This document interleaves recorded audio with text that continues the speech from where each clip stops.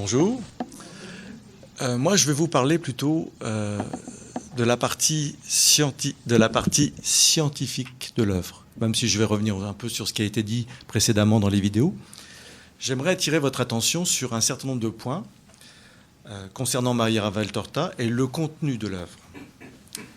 Alors, Maria Valtorta, premièrement, à la suite de l'agression dont elle était l'objet en 1920, le 17 mars 1920, elle s'est offerte en 1925 à l'amour miséricordieux de Jésus. Puis, en 1931, à la justice divine comme âme victime. Donc, elle a été toute offerte à Dieu. C'est à partir de cet acte-là qu'elle a commencé à recevoir, clouée au lit, de multiples visions et dictées directes de Jésus. Elle est restée grabataire pendant 27 ans, de 1934 à sa mort, le 22 octobre 1961. Entre 43 et 47, elle écrit environ 15 000 pages manuscrites sur 122 petits cahiers. Ben, ce qui est important, c'est que c'est écrit d'un seul jet, sans aucune rature, ni surcharge, et sans autre documentation qu'une Bible et un catéchisme. C'est tout. Jésus lui donne 700 visions dans un ordre qui n'est pas chronologique. C'est-à-dire que Jésus donne une vision, par exemple, de l'Assomption de la Vierge Marie. Le lendemain, ça pouvait être une vision de la deuxième année de vie publique. Puis le surlendemain, l'adoration des mages. Et puis revenir ensuite après sa résurrection. Donc tout dans le désordre. Mais à la fin de l'œuvre, il lui indique l'ordonnancement et tout se remet dans un ordre parfaitement cohérent et parfaitement harmonieux. Alors on retrouve dans l'œuvre de manière très détaillée tous les faits et tous les discours de Jésus rapportés par les évangiles avec une parfaite orthodoxie doctrinale. D'ailleurs, ça n'est pas reproché à l'œuvre. Donc elle continue à avoir d'autres visions, mais dans un rythme moins soutenu, à partir de 1953. Alors, Monseigneur Laurentin, qui est quand même un expert marial, témoigne, sa longue vie de souffrance, vécue dans un abandon total à Dieu, témoigne de sa sainteté. Alors, je rappelle que l'œuvre de Maria Valtorta, il s'agit stricto sensus, et ça c'est important, d'une révélation privée. Ça n'a aucune vocation à supplanter ou à compléter même les évangiles. Sainte Brigitte de Suède, qui a écrit des révélations, disait « Il faut distinguer entre l'écriture inspirée du Saint-Esprit et les pieux écrits chrétiens.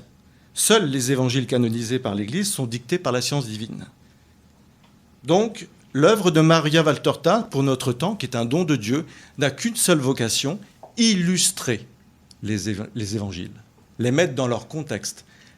En fait, la vocation de cette œuvre, c'est de faire mieux comprendre et faire goûter aux chrétiens le goût des évangiles. D'ailleurs, Jésus lui-même dit à Maria Valtorta, « Il ne s'agit pas d'un écrit canonique, mais seulement d'une œuvre chrétienne inspirée. » D'ailleurs, dans les évangiles dans l'œuvre de Maria Valtorta, il y a une référence constante à la Bible et aux textes fondamentaux de l'Église qui permet au lecteur de le discerner et de les vérifier par lui-même. Deuxième précision, la mise à l'index ne préjuge pas de la valeur doctrinale de l'œuvre, mais seulement du non-respect, à une époque, d'une procédure d'obtention de l'imprimature auprès du Saint-Office qui aujourd'hui n'existe plus. À l'époque, il y avait effectivement au sein de l'Église une certaine opposition d'un certain nombre de membres de l'Église à la diffusion de l'œuvre, comme cela se produit toujours, que ce soit pour la cité mystique de Marie d'Agreda, ou les visions d'Anne-Catherine Imbrich, ou même pour l'éventuelle béatification ou canonisation d'un futur saint. On connaît les misères qu'a subi Saint Padre Pio ou Sainte Faustine, qui ne sont pas passés loin de l'excommunication. Donc, Alors il nous faut revenir au conseil de saint Paul. N'éteignez pas l'esprit saint de prophétie, n'éteignez pas l'esprit de prophétie, ne méprisez pas le don de prophétie, mais vérifiez tout, ce qui est bon, gardez-le. Troisième précision, le pape Pie XII a donné son autorisation verbale à la publication de l'œuvre. Il leur a précisé, publiez l'œuvre telle qu'elle, il n'y a pas lieu de donner une opinion quant à son origine, qu'elle soit extraordinaire ou non, ceux qui liront comprendront. En 1952, le cardinal Béat accorda son soutien à l'œuvre, mais fut court-circuité par le Saint-Office qui s'y opposait. Donc l'œuvre fut mise à l'index le 11 septembre 1959, mais simplement pour non-respect de la procédure de l'imprimature. En 1966, le pape Paul VI, qui était favorable à l'œuvre, a supprimé le Saint-Office et l'index. Quatrième précision, un grand nombre de saints et de témoins ont témoigné en faveur de l'œuvre. Lettre à Elisa Lucci de Padre Pio. Non seulement je vous permets de le lire, mais je vous le recommande. Le père Rochini, bien sûr, fondateur de l'Institut Marianum à Rome, considérait qu'il avait plus appris sur la Vierge Marie dans l'œuvre de Maria Valtorta que dans toutes ses années d'études, et qui a d'ailleurs publié l'ouvrage « La Vierge Marie dans l'œuvre de Maria Valtorta ». Le père Léo Masbourg, confesseur de Mère Teresa, remarque qu'elle se déplace toujours avec 3 livres, sa Bible, son bréviaire et l'œuvre de Maria Valtorta. Il interroge Mère Teresa et lui dit elle l'interroge sur le contenu de sa lecture spirituelle. Elle lui répond « lisez-le ». Le bienheureux Gabriele Allegra, éminent bibliste et linguiste, béatifié par le pape Benoît XVI, a publié un manifeste en faveur de l'œuvre. Il dit « Je ne suis absolument pas convaincu que les écrits de Maria Valtorta sont une simple méditation d'une pieuse chrétienne. Non, cette âme a vraiment vu et entendu. Le doigt de Dieu est là. Digitus Dei est hic. » Monseigneur Divitz, secrétaire particulier du pape, confie au père Yannick Bonnet avoir vu à de multiples reprises des exemplaires de l'œuvre sur la table de chevet de Jean-Paul II. Le 19 septembre 1975, Jésus confirme à Monseigneur Michelini, Ottavio Michelini, un autre mystique italien, qu'il est bien l'auteur inspiré des écrits et qu'elle est promise à un grand succès dans l'avenir.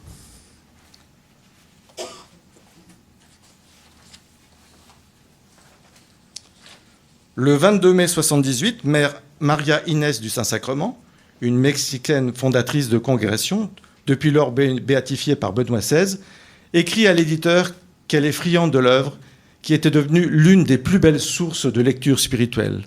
Elle fait distribuer l'œuvre dans chacune des 35 maisons qu'elle a fondées. Enfin, Monseigneur Dionisi Tettamanzi, secrétaire de la conférence épiscopale italienne, autorisa l'édition italienne le 6 mai 1992, précisant que l'œuvre de Maria Valtorta est permise à tous les catholiques.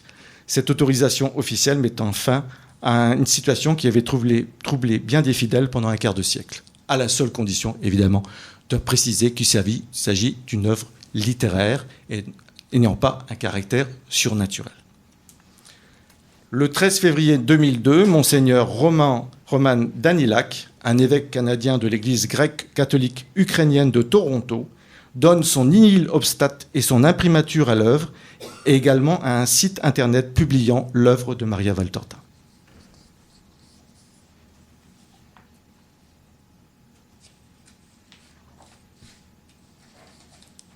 Alors après ces considérations, troisième point, les données qui sont dans l'œuvre de Maria Valtorta, notamment les données spatio-temporelles. Dans l'œuvre de Maria Valtorta, on trouve environ 5000 indications spatio-temporelles. À partir des écrits de Maria Valtorta, l'historien Jean Aulagnier est parvenu pour la première fois à établir une datation de la vie de Jésus au jour le jour, pendant ses 3 années de vie publique, ce qui est extraordinaire. Il a pris les données qui sont établies dans le calendrier, à l'époque c'est le calendrier julien, à l'époque romaine, puis ensuite, d'abord dans le calendrier mosaïque, converti dans le calendrier julien, puis ensuite dans le calendrier grégorien. Et il est parvenu à établir un calendrier au jour le jour, pendant les 3 années de vie publique de Jésus. Il a ensuite constaté, je dirais presque à sa grande stupéfaction, que ce calendrier qu'il avait établi était en parfaite conformité avec un autre calendrier qui, lui, est complètement indépendant, à savoir le calendrier lunaire. C'est-à-dire que toutes les indications que vous avez, d'ailleurs, vous avez multiples indications dans le livre concernant le lever, le coucher de la lune, le premier quartier, etc. Et quand on colle le calendrier qu'a établi Jean Aulagnier au jour le jour, eh bien, il est parfaitement en parfaite correspondance avec le calendrier lunaire qui est totalement indépendant. Alors ça prouve de manière presque scientifique le caractère véridique de cette œuvre, parce que personne ne peut, c'est pas Maria Valtorta qui, du fond de son lit, a été capable d'anticiper les levées et les couchers de la Lune à l'époque de l'empereur Tibère. Jean Aulagnier a également constaté qu'il y a ainsi plus de 80 détails de ce genre dans l'œuvre. Or, il n'y a pas même une chance sur des milliards de milliards. Pour être précis, on a calculé la probabilité, puisqu'il y a 80 mentions concernant la Lune, concernant le calendrier lunaire. On a calculé que la probabilité que ce soit exact à chaque fois, il faudrait que ce soit une probabilité de 10 puissance 80.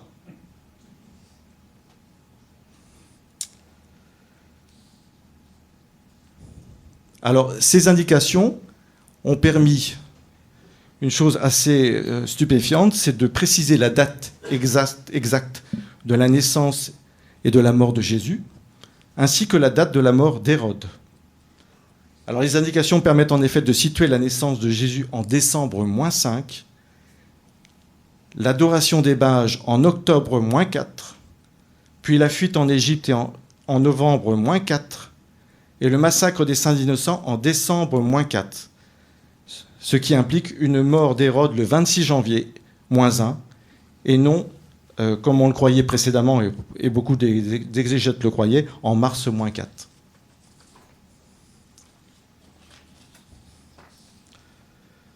Donc la naissance de Jésus en décembre -5 reste compatible avec le début de sa mission en l'an 27, à l'âge de 30 ans, et sa passion à 33 ans et 3 mois, donc une mort le vendredi 7 avril 30 et une résurrection le dimanche 9 avril 30. Et tout ça a été permis d'être conforté par l'œuvre. Par ailleurs, Maria Valtorta apporte une précision de taille. Dans l'Évangile, il est fait mention de 2 multiplications des pains, ce qui est conforme aux Évangiles, mais apporte la précision qu'il y en a une en Galilée pour les Juifs et une autre en Décapole pour les païens. Alors Jean Aligné a continué ses investigations. Il a rencontré le père François-Paul Dreyfus, qui était professeur de théologie à l'école biblique de Jérusalem, et lui a partagé des noms de sites historiques archéologiques que Maria Valtorta mentionne. Le père Dreyfus en a été stupéfait. J'ai été impressionné de trouver dans l'œuvre de Maria Valtorta le nom d'au moins 6 ou 7 villes qui n'apparaissent ni dans l'Ancien ni dans le Nouveau Testament. Ces noms ne sont connus que par quelques rares spécialistes et grâce à des sources non bibliques. Ainsi, Maria Valtorta décrit 450 lieux du Moyen-Orient qui sont authentifiés par ailleurs, dont certains récemment, notamment la ville de Gerasa. Maria Valtorta fait une description de cette ville. Et quand les archéologues l'ont découvert, c'est exactement la description qu'a fait Maria Valtorta, ce que Maria Valtorta est décédée en 1961 et que la ville a été découverte en 1980.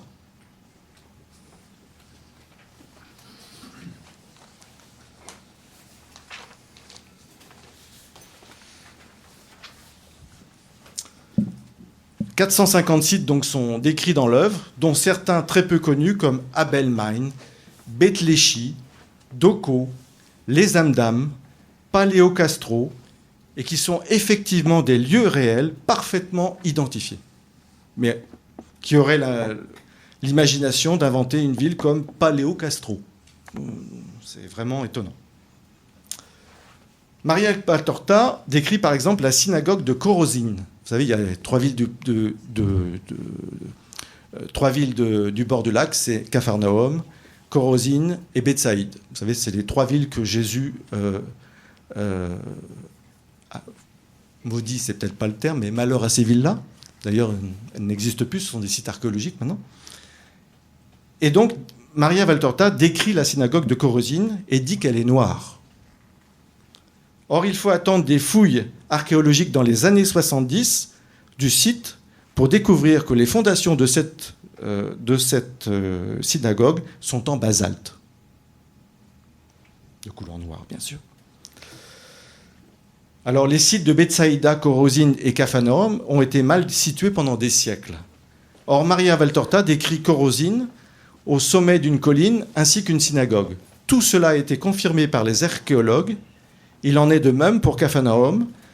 Maria situe la maison de Pierre au bord du lac avec la synagogue de Jaïr juste à côté. C'est ce que les fouilles archéologiques ont découvert. Le village de Bethsaïda, village de pêcheurs, est découvert en 87 sur une colline et dégagé lors de fouilles entre 2000 et 2002. Il est situé à environ 1,5 km au bord du lac. Or, Jésus, dans l'œuvre, dicte cette note. Aujourd'hui, on recherche ce village au bord du lac. Mais il faudrait le rechercher loin à l'intérieur, car 2000 ans d'alluvions ont éloigné les rives du lac de leur emplacement initial. Et c'est exactement ce qui s'est passé. Et c'est là, à 1,5 km du bord, qu'on a découvert, sur la colline, la ville de Bethsaïde. Même chose pour le site archéologique de la ville de Gerasa, décrit depuis peu par les archéologues, et donc conformément à la description qui en a été faite par Maria Valtorta. Il en a été de même aussi à Jérusalem. On a découvert sur le mont Sion un palais, et un palais d'une personne importante, et la description correspond exactement au palais de Lazare. C'est-à-dire que quand on a découvert les vestiges, on a retrouvé le plan qui en avait été fait, suivant la description, du palais de Lazare. Parce que Lazare est bien sûr un des amis de Jésus, celui qui vivait à Béthanie avec Marthe et Marie, et c'était un homme extrêmement riche. Son père avait été gouverneur d'Antioche, et il possédait apparemment presque la moitié des terres de Palestine. C'était un homme immensément riche, Saint Lazare. Et effectivement, il avait le droit, il pouvait se permettre de se payer d'avoir un grand palais au sommet du mont Sion. Et on a retrouvé ce palais. Alors, la description du site de Biram en Palestine par Maria Valtorta est si minutieuse que tout lecteur reconnaîtra immédiatement ce site en regardant simplement les images satellitaires, tellement c'est précis. Même chose pour les cornes d'Atine. Les cornes d'Atine, c'est une sorte de faux plat. C'est en fait une montagne, deux petites montagnes, avec une sorte de creux entre les deux. Et en fait, c'est le lieu du discours sur la montagne. Et on a effectivement découvert sur les gorges d'Atine une description qui rejoint Matthieu et Luc, je crois, c'est ça, puisque l'un parle de montagne et l'autre parle de plaine. Mais en fait, vous avez deux petits sommets traversés par une plaine. Et on a relocalisé en fait le lieu du discours sur la montagne. Ou les gorges d'Arbel, où l'on trouve des grottes à flanc de falaise et qui a été le lieu de la retraite d'une semaine de Jésus avec ses 12 futurs apôtres. Vous savez, dans l'œuvre, Jésus fait une retraite d'une semaine pour préparer ses apôtres, enfin ses futurs apôtres, à la mission. Et on a découvert effectivement, au lieu indiqué, dans les gorges d'Arbel, les fameuses grottes où chacun s'est retiré pour préparer cette retraite. Maria Valtorta prouve l'existence d'un aqueduc à Tibériade ou d'un pont romain sur le Jourdain, confirmé depuis lors par l'archéologie. Par exemple, Maria Valtorta décrit une crête agréable, aérée, ouverte sur la côte toute proche, en face de la chaîne majestueuse du Carmel. Le massif du Carmel, c'est une petite montagne qui se jette, dans la mer. Or, le contexte montre qu'il s'agit du seul point haut dans la plaine d'Esdraelon, 105 mètres exactement, sauf que cette petite crête qu'elle décrit n'est pas répertoriée sur aucune carte en 1944, à l'année où elle reçoit la vision. Elle décrit un relief qui n'est même pas répertorié par les cartes israéliennes et qu'on a découvert après coup, en disant effectivement, à cet endroit correspond une crête agréable ouverte sur la côte toute proche qui est de 105 mètres. Par exemple aussi, Maria Valtorta décrit la puissante digue portuaire du port de j'arrive pas à se prononcer, Ptolémis, c'est ça. C'est exact, mais seules les récentes fouilles archéologiques sous-marines ont pu attester scientifiquement de l'existence de cette digue, qui était décrite parfaitement par Maria Valtorta. Alors, encore plus fort, je dirais, et assez extraordinaire, c'est lors du séjour en Égypte. Maria Valtorta décrit la ville où la Sainte Famille s'est retirée après un séjour à Héliopolis qui s'appelle Le Caire aujourd'hui. Faute de travail, Joseph descend vers une ville en périphérie qui s'appelle Matahera. Et puis, Maria Valtorta décrit ce qu'elle voit dans le lointain, et elle décrit une pyramide. Surprenant. Tout le monde sait qu'au Caire, il n'y a pas une pyramide, mais il y en a 3. N'importe qui sait qu'il y a 3 pyramides. Khéops, Képhren et Mykérénos, tout le monde sait ça. Or, si vous allez à Matahera, sur une étroite bande visuelle, vous ne voyez qu'une seule pyramide, parce que celle la plus grande, celle de Khéops, masque les 2 autres. Mais il faut aller à Matahera pour le savoir. Alors, je vous rappelle que Maria Valtorta est restée 27 ans grabataire et qu'elle n'a pas sorti de sa chambre.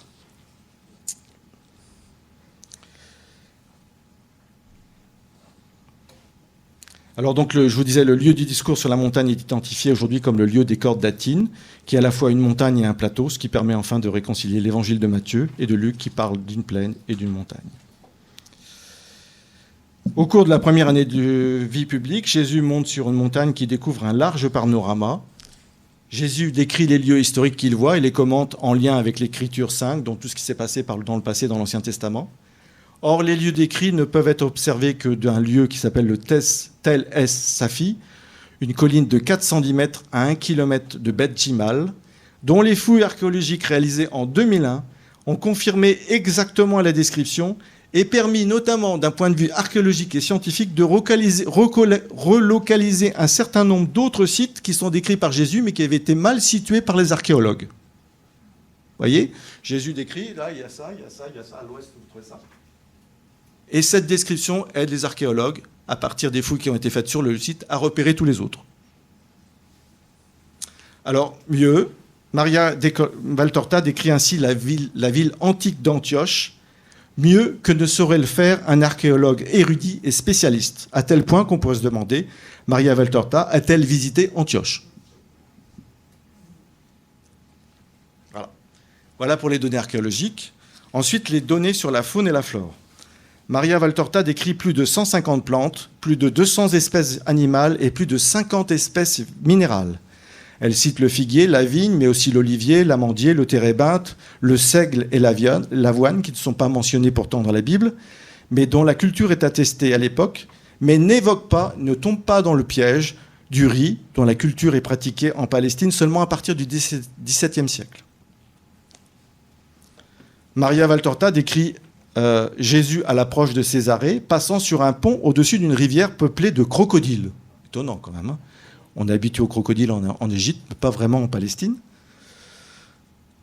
Or, il se trouve que les auteurs anciens Strabon et Pline évoquent une rivière au nord de Césarée, baptisée Crocodilus Flumen, en raison de la présence de petits sauriens. Et le pont, aujourd'hui disparu, est découvert par l'archéologue McGarvey en 1881 et relaté dans un ouvrage introuvable et réédité seulement en 2005. Alors, par ailleurs, elle cite la présence d'espèces inattendues comme les onagres et les aigles dans le désert de Judée, présence confirmée scientifiquement depuis. Alors, après les éléments sur la faune et la flore, les personnages. Maria Valtorta décrit quelques 750 à 800 personnages. 670 personnages sont connus par leur nom et leur psychologie, mais on en recense dans l'œuvre environ 800 si on compte tous les anonymes que Jésus rencontre, guérit ou avec lesquels il échange seulement quelques mots. Maria Valtorta décrit des personnages très peu connus comme Tunesda, Photinaï, c'est la Samaritaine, Plotina, Sidonia, Cessius Maximus, est parfaitement identifié depuis, notamment le fameux Cecilius Maximus, dont le nom est simplement cité par un légionnaire romain dans l'œuvre. Et en fait, en 1961, près de Naples, on a creusé une autoroute, et puis on a fait des fouilles archéologiques, et on est tombé sur des tablettes qui mentionnaient le fameux Cecilius Maximus. Alors, d'après Maria Valtorta, en l'an 27, Pierre et son épouse Porphyrée forment un couple sans enfants résidant à Bethsaïda et non pas à Capharnaüm. Capharnaüm, c'est la maison de la belle-mère que Jésus a guérie d'une fièvre. Jésus leur accorde l'adoption d'un pauvre orphelin qui s'appelle Marciam. Ce fils adoptif deviendra célèbre selon la prédiction de Jésus. Il deviendra Saint Martial, apôtre des Gaules, l'évangélisateur de l'Aquitaine et le premier évêque de Limoges. Maria Valtorta révèle ainsi que l'implantation de l'église d'Antioche s'est faite rapidement par la présence de nombreux salariés de Lazare tout acquis à la doctrine du Maître, et celle de Rome par la présence de 4 femmes disciples, donc Claudia Procula, très connue parce que c'est l'épouse de Ponce Pilate, une deuxième femme qui s'appelle Plotina, troisième qui s'appelle Valeria, et une quatrième qui s'appelait Favia Domitia, dont l'arrière-petite-fille est devenue Sainte Domitille. Alors il faut savoir que ces 4 femmes sont membres de la haute aristocratie romaine, mais très haut, patricienne, proche de l'empereur. On pense même,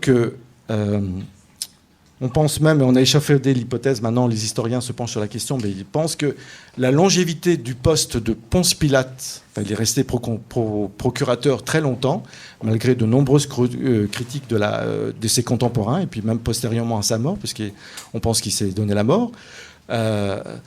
Il est resté en poste d'une manière assez longue par rapport à ses prédécesseurs, et on pense qu'en fait, il est resté en poste parce que sa femme était probablement la fille adoptive de l'empereur Tibère. Vous voyez ? Donc, on a des pistes là-dessus, et c'est Maria Valtorta qui vient confirmer ça.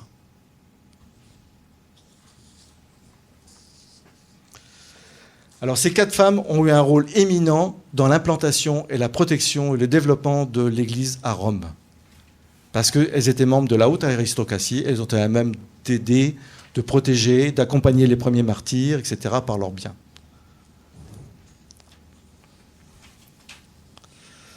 Alors, sur 754 personnages décrits, 240 sont effectivement connus par des sources antiques, ce qui est considérable. Maria Valtorta révèle ainsi le nom de certains anonymes. L'aveugle né de la piscine de Siloé, guéri un jour de sabbat et pressé de questions par les pharisiens, s'appelle Sidoine. Or, un manuscrit du 8e siècle mentionne un Sidoine, aveugle-né, guéri par le Christ et qu'on appelle en Gaule restitut, celui à qui le Christ a restitué la vie et qui a donné son nom au village provençal de Saint-Restitut. On apprend aussi que Jeanne de Chouza, la femme de l'intendant d'Hérode, a été guérie miraculeusement par Jésus dans sa première année de vie publique. Elle l'aide financièrement et l'accueille régulièrement dans ses divers palais. Selon Maria Valtorta, Marie est la sœur de Lazare et de Marthe. Elle trouve refuge à Magdala, dans une de ses nombreuses propriétés de son frère, pour donner libre cours à une vie licencieuse, une vie de prostituée. Sa conversion au Christ est totale et Jésus insiste auprès de ses apôtres pour qu'ils cessent de la considérer comme l'ancienne pécheresse, mais comme Marie, la disciple aimante du Christ. Ainsi de même, Jude, le cousin de Jésus, n'est pas désigné simplement par son nom, uniquement pour prévenir dans les évangiles toute confusion avec un autre Jude qui s'appelle Judas de Kériote. Vous savez pourquoi, Judas de Kériote, le traître. Ainsi on appelle Jude frère de Jacques, ou le Thaddée, ou encore Judas de Jacques, ou encore Lébé selon saint Eusèbe de Césarée.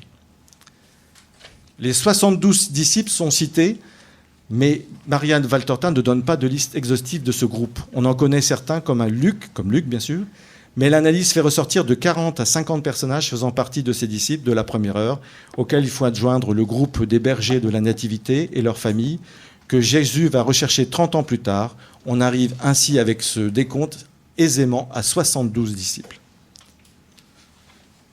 Alors, Maria Valtorta cite des noms qui nous sont connus par les traditions orthodoxes ou byzantines, comme Théophile, le père de Lazare, cher Théophile, vous savez, ça commence, cher Théophile, qui aurait été gouverneur d'Antioche, Euchérie, la femme de Lazare, ou encore Photinaï, la Samaritaine, honorée sous le patronyme de Sainte Faustine dans l'Église orthodoxe.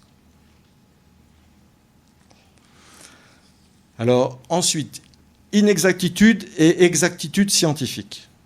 Taux d'inexactitude des données qui sont citées par Maria Valtorta. L'ingénieur Jean-François Lavère a travaillé pendant près de 6 ans sur les données avec des moyens informatiques. Il en ressort que sur 10 000 données, 20 sont fausses, ce qui fait un taux d'inexactitude de 0,4%. Par contre, le taux d'exactitude, à contrario, est de 99,6%. Alors, les 0,4% sont dus souvent à des impressions qu'a Maria Valtorta, qui sont parfois fausses, les 20 données dont j'ai citées, notamment sur la saison évoquée. Elle parle parfois d'une fin d'été alors que c'est le début de l'automne. Parfois, elle se trompe sur la largeur du Jourdain. Elle dit 20 mètres, c'est pas 20 mètres. Ou quelquefois, elle voit un outil et de manière anachronique, elle dit ça ressemble à un tournevis. Mais le tournevis, ça ne date pas de Tibère, ça date du 19e siècle. Donc effectivement, on peut avoir 20 données fausses sur 10 000. Alors il révèle chez Maria Valtorta une érudition immense. Alors dans des champs aussi variés que les arts et les beaux-arts, donc tout ce qui est connaissance architecture, musique, littérature, sculpture, notamment une description détaillée du temple de Jérusalem. En astronomie, connaissance des phases lunaires, de tout le calendrier, de la position du Soleil, des planètes, des étoiles et des données astrologiques. En botanique et zoologie, connaissance de la faune, de la flore, de l'agriculture, de l'élevage, notamment la connaissance de la technique de vendange sur une échelle pratiquée à l'époque. On pratiquait les vendanges sur une échelle, en montant sur une échelle. Ou sur la présence d'une injonction de résine dans le vin. On buvait du vin, à l'époque, avec un petit peu de résine à l'intérieur. Ça, je ne sais pas comment Maria Valtorta aurait pu le deviner. Éducation, alors connaissance en matière de tout ce qui concerne l'enseignement, la formation, les loisirs, les jeux. Ethnologie, tout ce qui concerne les traditions, les arts et coutumes, les objets usuels, l'alimentation et le logement. Tout ça est parfaitement décrit. La géographie, donc nom de lieux, reliefs, paysages, décors, sites, rivières, notamment connaissance de sites non répertoriés sur les cartes de l'époque, disons en 1961, c'est-à-dire à la date de son décès. Elle répertorie des reliefs qui ne sont même pas répertoriés par la géographie israélienne. Donc, en géologie, elle a des connaissances en géophysique, en minéralogie, en chimie et même en cristallographie. Géopolitique, connaissance de 70 nations. Régions, voies de communication, donc tout le réseau de communication de Romains. Donc connaissance du commerce, des transports. En histoire, événements, fêtes, cultes, biographie, généalogie, groupes, institutions. Industrie et technique, connaissance de l'artisanat, de la métallurgie et des diverses techniques.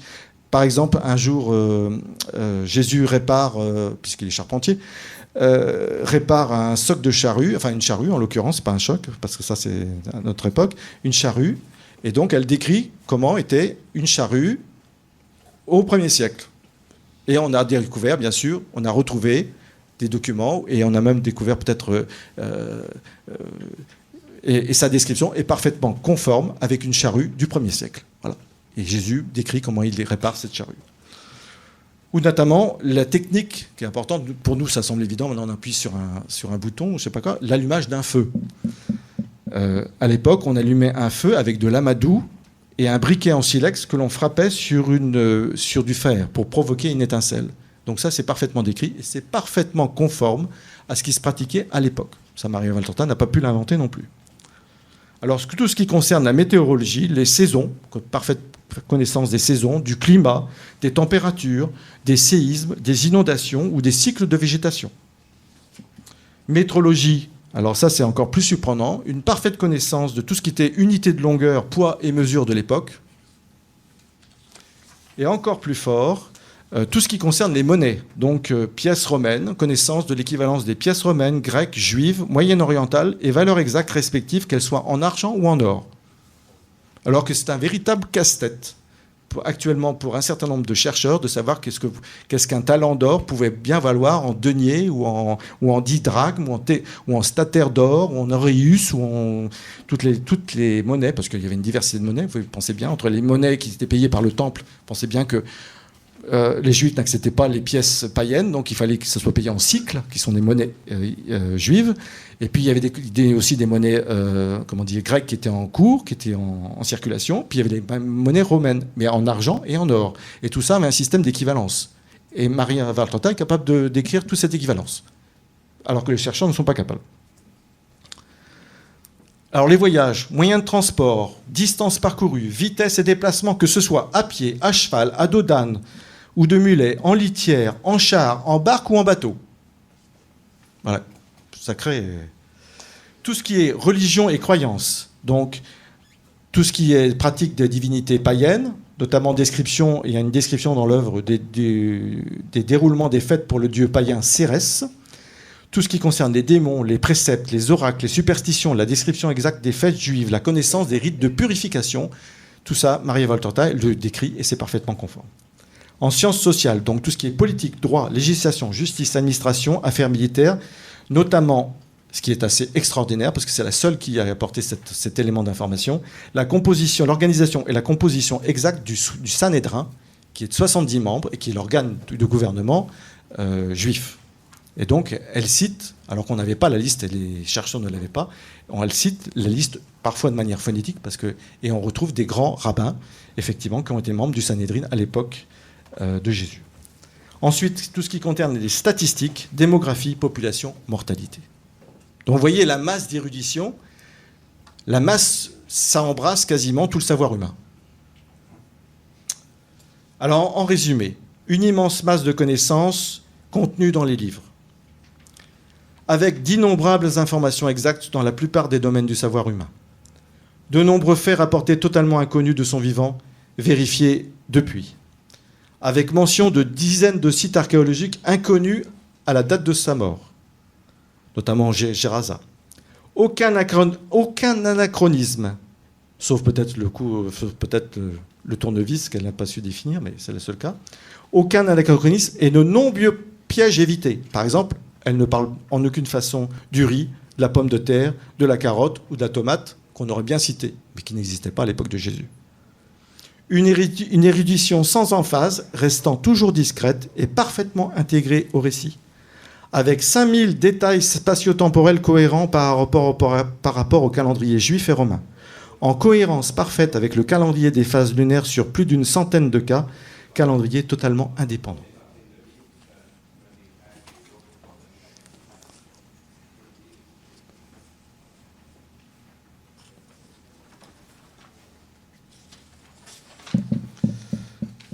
Alors donc sans aucune erreur de chronologie, aucune erreur historique, aucune erreur théologique, avec indication de 220 villages, 100 sites géographiques, 50 édifices nommés, localisés et décrits, 750 personnages dont 250 identifiés et 150 héros non connus, 150 plantes, 250 espèces animales, 50 espèces minérales localement citées, qui sont parfaitement conformes avec la géologie des lieux, 70 nations, régions, provinces ou groupes ethniques avec la description de nombreuses coutumes juives ou romaines ou païennes.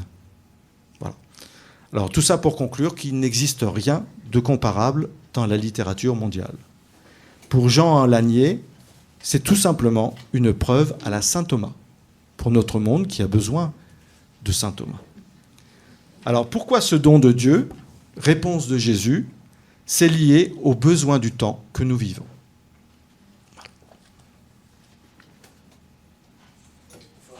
Merci.